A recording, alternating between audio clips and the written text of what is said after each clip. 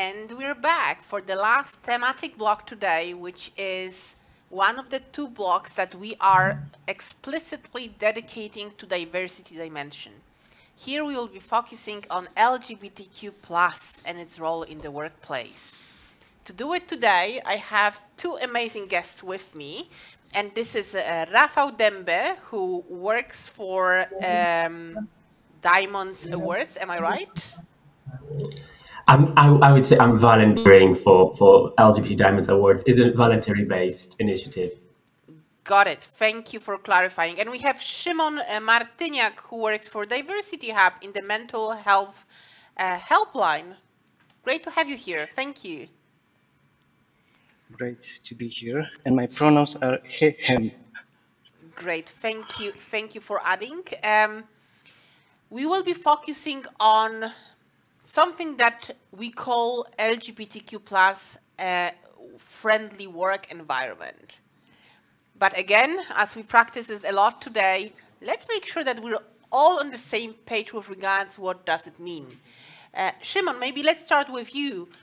What is your definition of LGBTQ+ friendly work environment?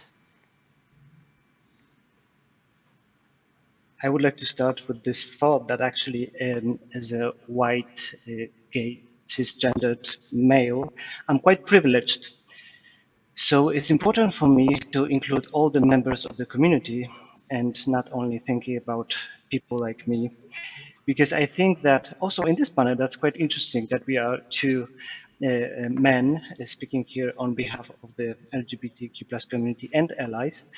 But this is exactly it. I think for me, it is about using my own privilege to actually discuss topics that are very diverse, because the community, LGBTQ+ community, is very diverse. And for me, to cut a long story short, it is about discussing various perspectives and various challenges that people from the community face. Thank you. How about you, Rafał? Do you want to add something? Yeah, I mean, I can just fully agree. What I can add is, simply the LGBT+ community is, on one hand, it's not any different than any other marginalized or minority group. On the other hand, of course, we do have our own needs and requirements. So I'm just thinking that there is no such thing as an inclusive organization specifically for LGBT+ people. Of course, there are some specific solutions, and I'm sure we will be talking about that. But if organization is considering themselves as an exclusive one, then having this just open approach towards individual needs will make this organization inclusive, also specifically for the LGBT+ individuals. So what I'm hearing, we should be actually talking about inclusive organizations, not so-called LGBTQ+ friendly work environments. Am I right? Definitely, but also I'm pretty sure that when going to more operational level, then we would definitely highlight some specific solutions that are targeting LGBT+ colleagues. Rafał, can you be more specific? What solution would that be? Imagine I'm entering a workplace that is labeling itself as LGBTQ+ friendly. How would I know it? By observing? So it's actually a great question, but I'm very reluctant to give specific examples. I mean, I have lots of specific examples of very good practices, but I'm very reluctant to talk about specific examples that would tell you that this organization is inclusive, because as many panelists said previously before me on other panels, building an inclusive organization, it's not an ad hoc based activity. It's not about having this gender neutral toilet.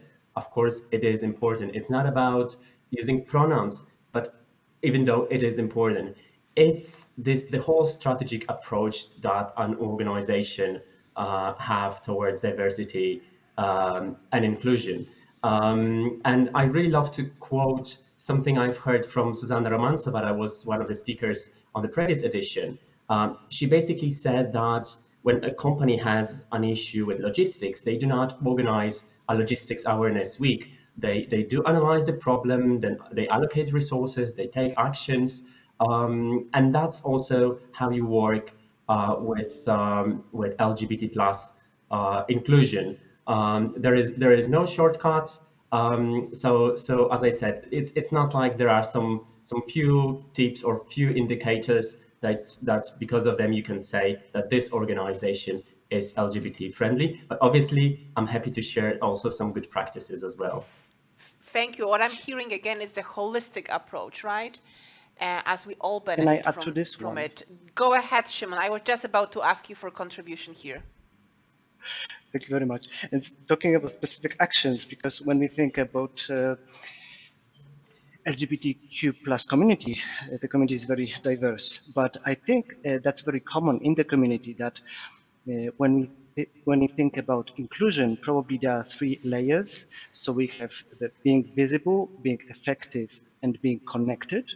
So there's also research showing that if you have something that is recognized by the LGBTQ plus community members, like be it quite obvious rainbow flag, something that is related to LGBTQ plus community. When I see something like this, and there's research also on that, that if people see that rainbow flag, for example, and they are from the community, it really changes how they react, and that they feel that there's some awareness here. Maybe this person is an ally. That's for sure somebody who can somehow, I can talk to, be open, be maybe more authentic, and that wouldn't be the case without the rainbow flag. But at the end of the day, just like we had the discussion around discrimination in the process of hiring, and again, I'm entering the role of the bad cop here again. But just like you would have discussions around schools and hanging crosses on the walls above the entrance, isn't it really similar? Because once you enter this territory, you will want to have emblems and signs of belonging to lots and lots of potential groups that want to feel welcome through this way of welcoming them in a visible way. So isn't it less about signs and symbols and more about organizational maturity? I think this is about the 3. Sorry, you can go on. It will be very quick, I promise. I think it's a very interesting topic because LGBTQ plus community is not about ideology. It's not about religion or a kind of a approach to life. I know at least a government or 2 that would beg to differ, sadly. Definitely, but the psychology and medicine is quite clear currently. The knowledge is that sexual orientation, be it minority sexual orientation or majority heterosexual, bisexual, homosexual, it's a variant of sexual orientation that is just among people. So that's the current medical approach. And if people can have various opinions, but I think we should have some basic knowledge about current approach when it comes to science. Szymon, back to the question. Do you think, because we are talking about symbols, of course, Rafał didn't want to give specific examples of what would be needed, what would be expected, and maybe rightly so in a way, but often when we have expectations and those expectations are on the delicate or sophisticated side or not easily guessed side, someone needs to articulate those expectations. So how do you make it part of your institution, your company, so that this company really detects and understands and listens to expectations that have not been articulated properly?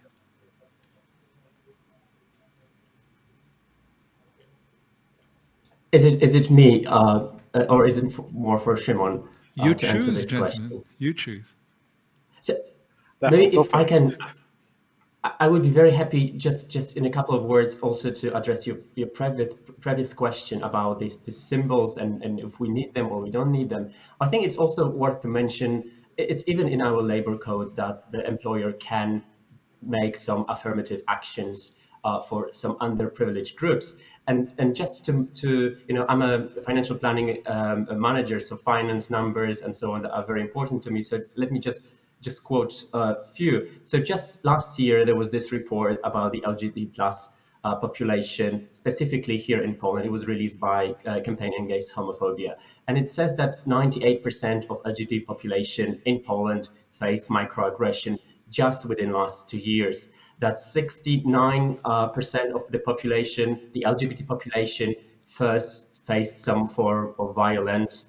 When it comes to transgender people, for instance, almost 20% of them faced physical violence. 25% of transgender people had an episode of homelessness. And this leads to a number of consequences, especially related to mental health. So and unfortunately, the negative trends, it's an upward trend. So there are more people declaring severe symptoms of depression. It's 44% in year 2020 versus 28% in 2016. It's over 50% of respondents who said that they had at least occasional thoughts about suicide. So if this does not require some affirmative actions, then what does, I would say? And it definitely, I'm definitely for showing and being vocal about supporting the LGBT plus community. That would include also putting some symbols where relevant. And going to your question, to your last question, I think so. How do we know like what to do? How to know which needs should be addressed if it's not clear? And there is a number of ways. Just let me give you two examples. So, for instance, what Skanska did, I would say they're relatively new when it comes to D&I agenda. And they basically performed an audit with an external law firm that helped them identify differences between the countries when it comes to some social benefits that their colleagues might get because of the law that is applied in different countries. And they did this gap analysis that is based, that is a foundation for changing their policy regarding benefits and their procedures. So that's one solution.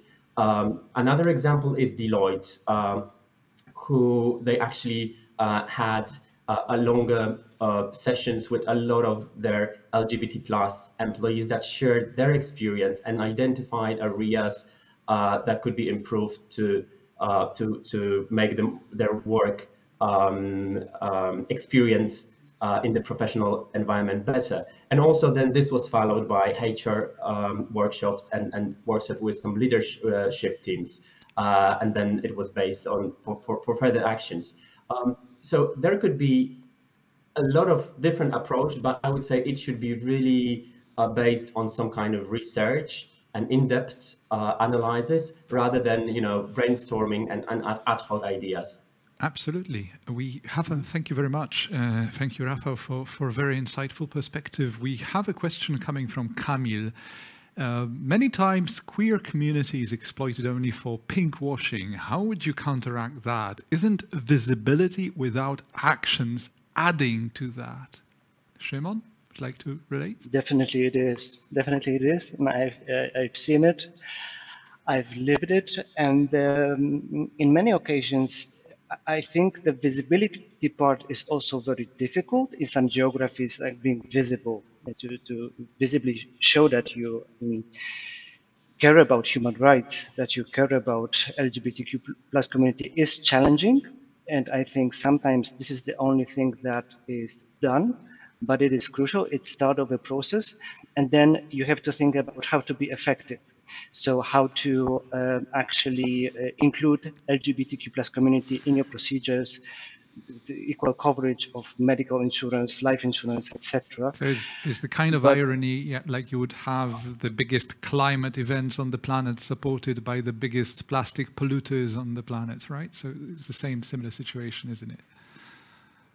I think it can be the same situation. I think in some geographies, even being visible is quite challenging, and it starts the conversations.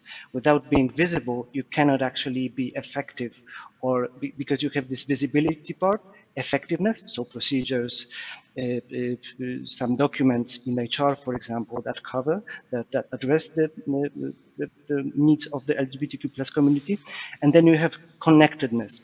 So if you act, if you do business in a geography, then you can be also connected, so to local communities, to local NGOs. So I think it's crucial to be visible, to be effective, and to be connected with NGOs, with people who know. I'm absolutely sure, Szymon, everyone agrees on all of your points. Szymon Martyniak and Rafał Dembe, thank you very much for joining us today, and all the best. Thank you so much. Thank you.